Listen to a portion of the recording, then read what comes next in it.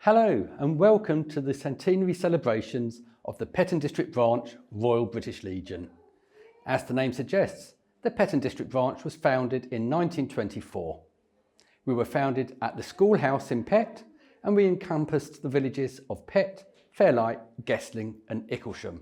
The initial aim of the Royal British Legion was to support all soldiers returning from the First World War, irrespective of rank, religion, colour or creed. Those aims still stand. The injuries that we see have changed. The Royal British Legion is still vitally important to the Armed Forces community, supporting the community in many ways. Locally, we provide camaraderie. We have veterans living alone and they come and have lunch with us. We go out and support. We have welfare officers that go and meet with veterans, their families, maybe their widows.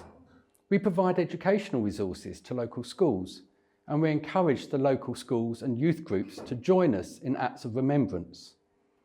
We go to the Commonwealth War Graves Cemetery of Hastings Cemetery in November with groups of school children, scouts, guides and other youth groups. And of course, remembrance. That is a vital part of the work of the Royal British Legion. We must always remember the debt we owe to those people that wrote the cheque, that blank cheque to the value of their life when they signed up to serve with the Armed Forces of the United Kingdom. Yes, there are those that have passed away, did not return. We commemorate them at memorials. But there's the others, those that have returned with serious, life-threatening, life-changing injuries, mental health issues, people that would feeling they have no place in this world. The Royal British Legion supports them with the Battleback Centre. The Battleback Centre supports all returning service personnel, whatever arm of the armed forces they belong to.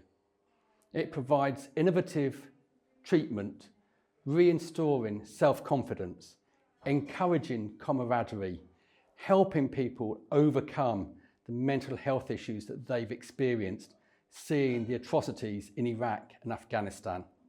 It also helps with physical injuries, ensuring that people that have received physical injuries can return to life. 2 years ago, I was taking part in the Royal British Legion pedal to Paris, a 4-day long-distance cycle ride. On day 3, in a bar in Beauvais, I was having a beer with a chap that had recently left the forces. Another fellow came and sat beside us. Turns out he was Lieutenant General James Bashall, the President of the Royal British Legion. Now, the chap that had just left the Armed Forces started telling us that he had served for 32 years. After 20 years, he was in Afghanistan. He witnessed atrocities and he quite candidly admitted he lost it. He came back to the UK, he was treated in the Battleback Centre, he regained what he'd lost and he carried on and served a further 12 years. That to me is what the Royal British Legion is about. It ensures the health and well-being of our armed forces community, those that are serving, those that have served, their families, their children, their widows. Please do enjoy this video as we celebrate the centenary of the Pett and District Branch of the Royal British Legion.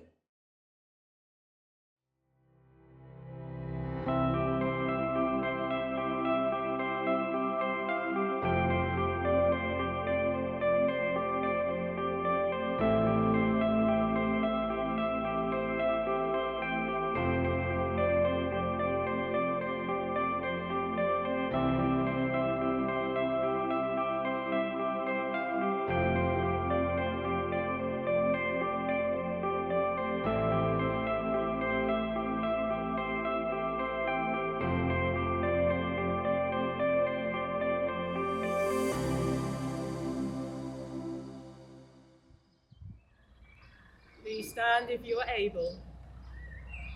And let us remember before God and commend to his sure safekeeping those who have died for their country in conflict, those whom we knew and whose memory we treasure, and all who have lived and died in the service of humanity. They shall grow not old, as we that are left grow old. Age shall not weary them, nor the years condemn. At the going down of the sun, and in the morning, we will remember them. We will remember them.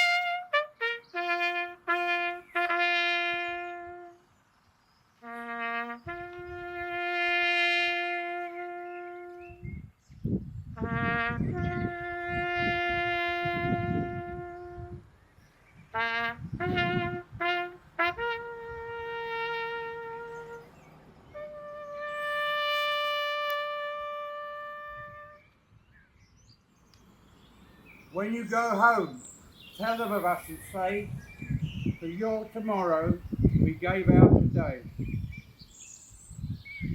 Let us pledge ourselves anew to the service of God and all humankind, that we may help, encourage and comfort others, and support those working for the relief of the needy and for the peace and welfare of the nation.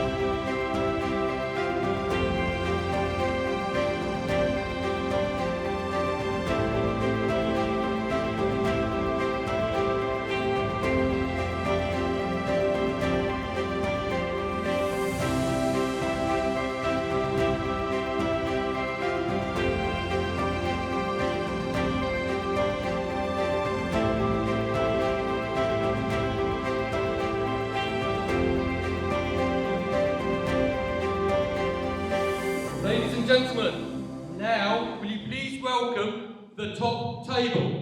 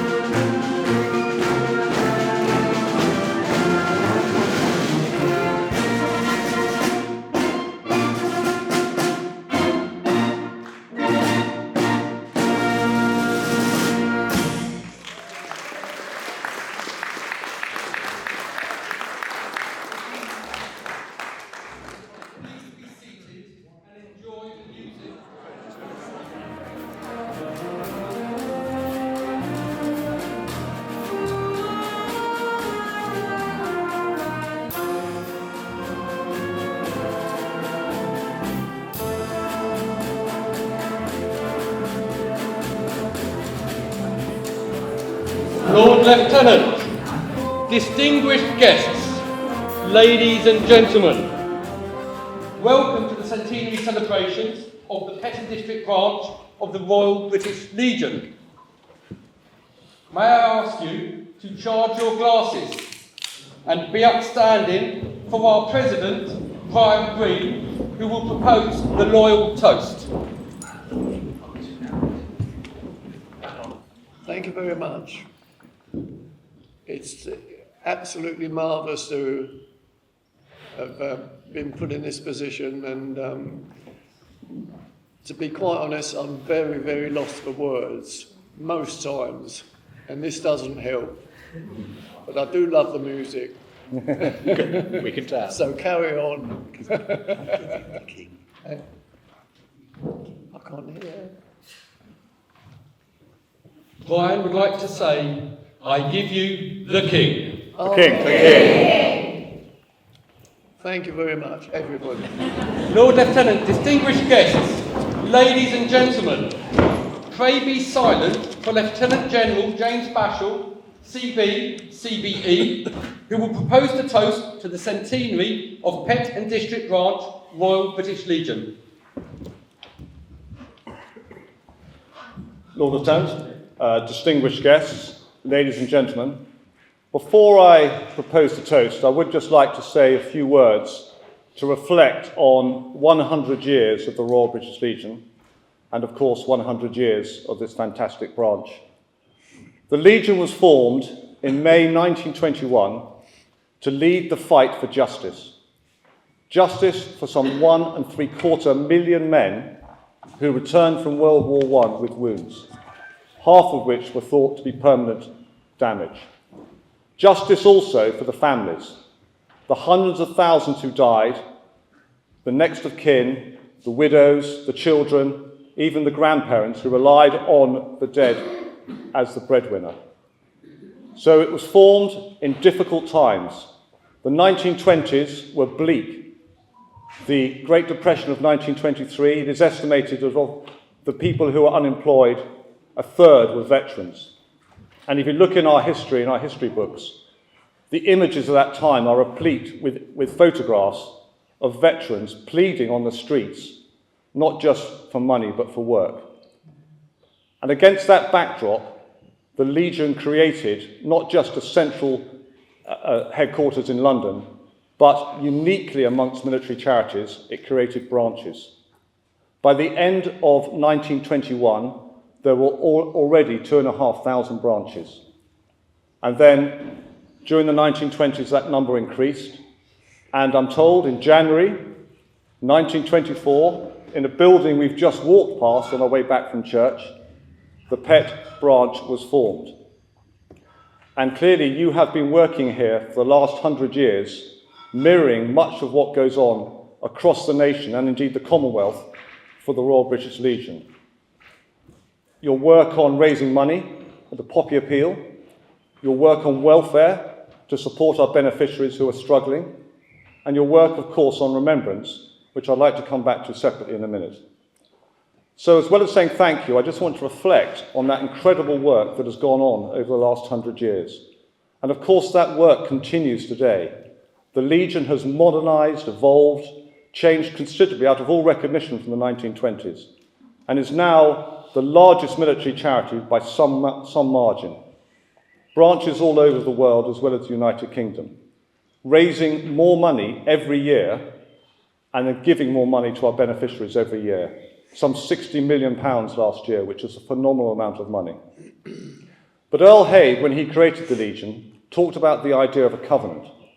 And the covenant in its simplest form said that the armed forces will not fail the nation, and in return, the nation should not fail its armed forces. And so that battle with government continues, and I'm glad the local MP's not here, but that battle continues, because how much should the state give towards looking after our veterans, and how much do they rely on the charitable sector? But what we do, what you do, is so vitally important. And as I said, it continues from way back in the 1920s right through until today. And the ideal of a covenant actually resurfaced during my service when we were losing a lot of men and women killed and injured in Iraq and Afghanistan, and has now been put into statute law that those veterans who leave the military should receive better treatment than others, which I think is fair. I just want to mention remembrance because we've just been at church and the Padres talked about remembering those who have fallen and who have gone before us. And it's very interesting, if you look around our country, any time before the start of the 20th century, there are no memorials to individual men who fell either in the army or the navy during the campaigns, for example, against Napoleon, or Marlborough's campaigns in Europe in the 18th century. And it wasn't until the end of the First World War that there was a determination to really remember everybody. And of course, there are memorials to famous admirals and generals, but nothing previously to individual men. And all that changed in 1920. And of course, we have the tomb of the unknown warrior in Westminster Abbey, we have the cenotaph, and then across our nation, thousands of memorials were raised and put in place. Those memorials are still here today, largely outside our churches, and they're still used on Remembrance Sunday by the Legion branches as a focus for remembrance. And I was talking on the way down from church, I think it's amazing how remembrance has grown over the years, certainly in the time I was serving. And if you do get a chance, if you haven't been, to go to the National Memorial Arboretum in Staffordshire, it is a fantastic centre for remembrance. And school children are there every day in busloads, and we provide literature and we talk about the importance of remembering everybody. So thank you for your work on remembrance. Before I finish, I just wanted to read to you just a small part of the Royal Charter. When I was the National President, I was very privileged to host the late Queen at Westminster Abbey for our 100th anniversary service. And I read the Royal Charter, which was published in 1925, so it's almost 100 years old. And we pledged ourselves anew to continue to work towards our charter for the next 100 years. And I just want to read to you the last paragraph, which I think is so relevant to today and the challenges we face as a nation. It says, "Let us inculcate a sense of loyalty to the Crown, community and nation. May we promote unity amongst all classes to secure peace and goodwill, and to safeguard and transmit to posterity the principles of justice, freedom, and democracy." So that, ladies and gentlemen, is what I believe is at the very heart of all that we do in the Legion. And before I propose a toast, I just want to say thank you, Brian, to you. 65 years, I'm told, you've been a member of this branch. Thank you, President. Thank you, John, the Chairman. Ian, for organising this great event. The band, thank you for your music and continuing music, I assume. And thank you to all of you who are part of this great branch. Thank you for your continued work. Thank you for all you do to look after our veterans, to raise money every year at the Poppy Appeal. To me, the beating heart of the Legion, the beating heart, sits in our branches around the country. So thank you all for all that you do. So if you're able, could you please stand while we propose a toast?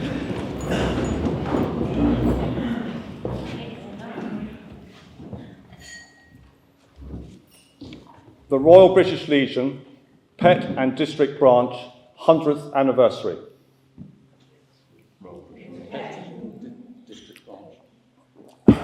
Pett and District Branch. Thank you.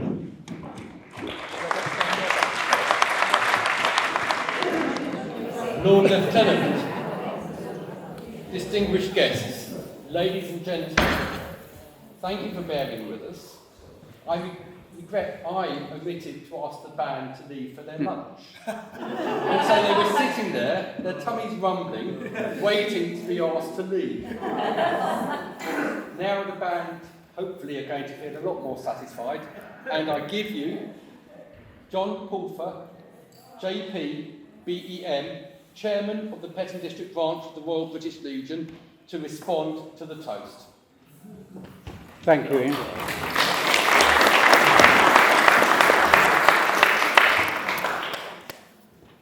Thank you, Lieutenant General Bashall, for your kind words. Lord Lieutenant, distinguished guests, ladies and gentlemen. Our branch, Pett and District, is a rural setting. It covers the villages of Pett, Fairlight, Guestling, Icklesham and Three Oaks. The branch has over 70 members. The Legion first met at the Pett School, which is now a private house. We marched past it. It's called the Old School, and we proceeded to this village hall. More recently, the branch met at the new beach club at Pett level, and then on to Fairlight Village Hall. We now meet at the Fairlight Lodge Hotel. I want to mention the Bolter family, who own the hotel. Being existing members of the branch and Poppy Appeal organisers, they approached us, the committee, and offered their extremely large dining room at the hotel for our meetings. Also the grounds for our events, without charge. During the changes, we took the opportunity to meet at lunchtime. We used to meet in the evening. Following the meetings, we were able to enjoy a light lunch and social time.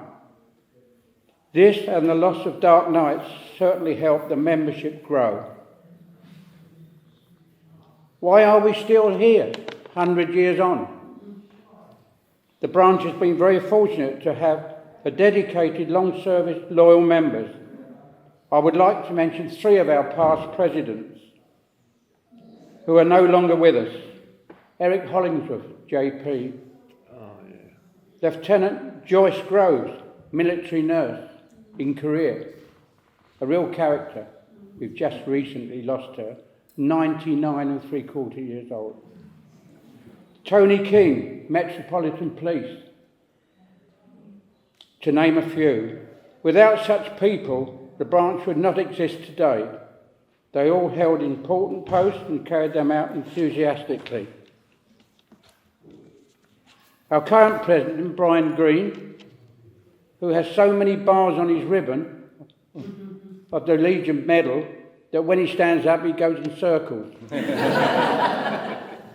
65 years of service to the Royal British Legion. Really dedicated and a super guy.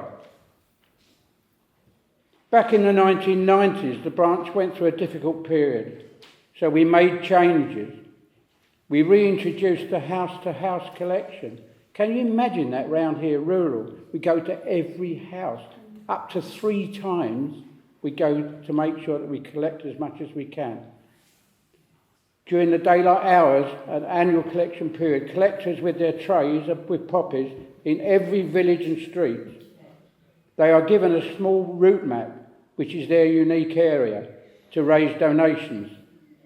In the last few years, we have increased our funds, raised 8 times by these people that are so dedicated towards this branch. Each village displays, do you know what silent silhouettes are? Soldiers, sailors and airmen. We have them festooned in every village. Airmen, they go all over the circles, and even residents have them in their gardens at Remembrance Time. A real special atmosphere. We thank Ian of the Queen's Head in Icklesham, who has raised large sums annually for the Legion. He takes part in the cycle ride to Paris. Also Carly at the Robin Hood, who has organised a Remembrance Afternoon Tea over many years. Both have raised thousands of pounds for our cause and continue to do so. Just too many people to name them all. Our future is secure. Our branch is very much part of the community and well supported by the residents in the area. We are also very conscious of reaching the younger element of the population. We are active in the local schools, and the 18th Scout Group is affiliated to our branch. It is so pleasing to see the youngsters taking part in our parades, bearing standards and laying crosses on the graves of the fallen. They have become part of the British Legion. Current project, Fairlight Village has never had a memorial stone to the local fallen in World War I and World War II, and has over many years wished for a dedicated place at St Andrew's Church to honour the fallen, particularly in November each year. The branch is proud to say it has assisted in achieving a total of £22,000 for this to become a reality. In the near future, it is being part of the steering group. The chairman of the branch, I recognise the longevity and all those past and present who have taken part in its success. I am proud to have been given the opportunity to work with my colleagues over many years, ensuring we continue to be there for our veterans and their dependents in future years. Finally, a special thank you to Ian Mantle, my vice chairman, and all on the Centenary subcommittee who worked tirelessly arranging quiz nights, events, raffles. As a result of this, we can further our work supporting the Armed Forces community. Thank you very much.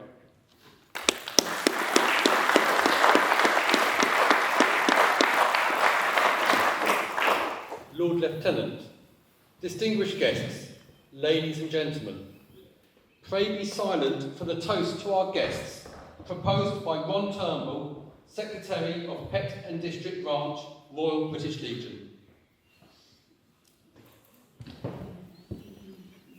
I won't be saying anything other than, fellow members, those that are able, could you please charge your glasses and stand? Members. Lord Lieutenant, distinguished guests, to the guests. The guests.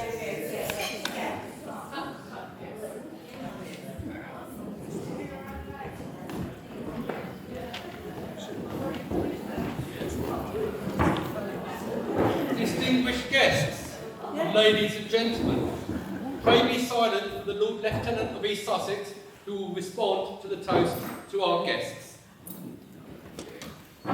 Is it on? It is. Oh, it is. Thank you very much, Rod. I mean, how lucky we are, all of us guests, to be here today. I'm here, as many of you will know, I'm the King's personal representative in East Sussex, and it's such a great privilege and an honour for me to be here on his behalf today. Some of you may have hoped that the King himself might come. All I would say about that is that I know that when the Prince of Wales, future King Edward VIII, inspected you in 1927, he was, I think, very, very late.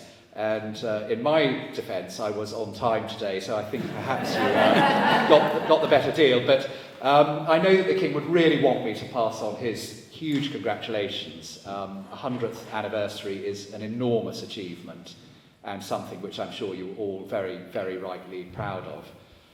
Today has been such a wonderful celebration of that 100 years. We've been very lucky with the weather, which always helps.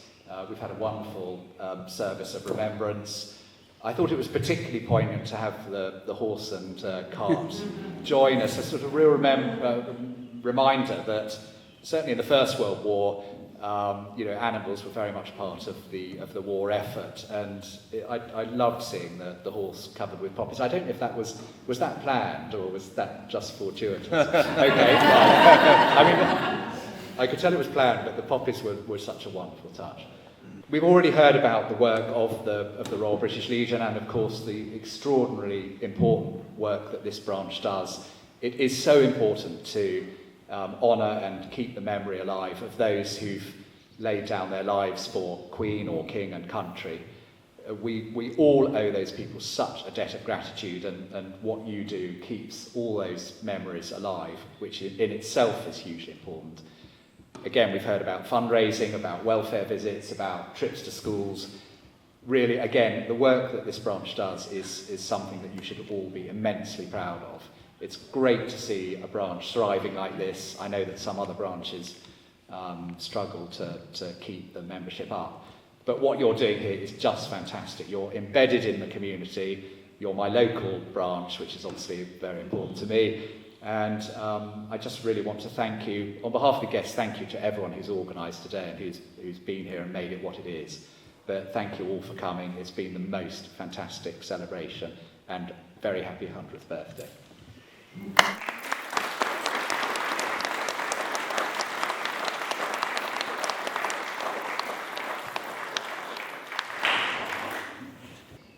Distinguished guests, ladies and gentlemen, please be upstanding.